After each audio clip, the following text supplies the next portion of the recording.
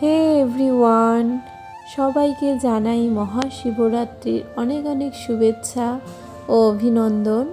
আশা করছি তোমরা সবাই আজকে মহাশিবরাত্রির ব্রত পালন করছো, আর আমিও করছি। দেখো, আমি বাড়িতে পুজো করে এখন চলে এসেছি মন্দিরে।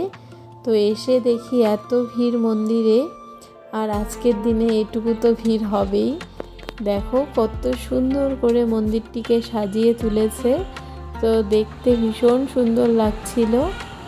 আর সত্যি মন্দিরে আসলে মনটা কেমন যেন অন্যরকম হয়ে যায়।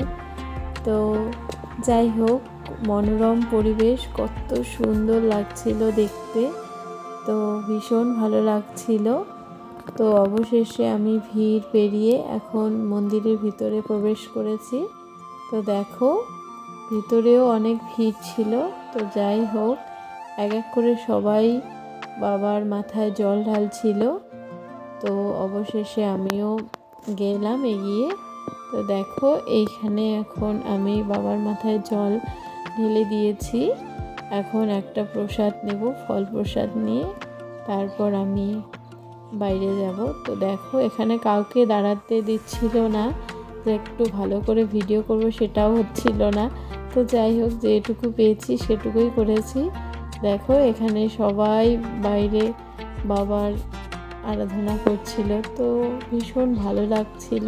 তোমরা কারা কারা আজকে এভাবে ভিড় ঠেলে মন্দিরে গিয়েছো অবশ্যই আমাকে কমেন্টে জানিও।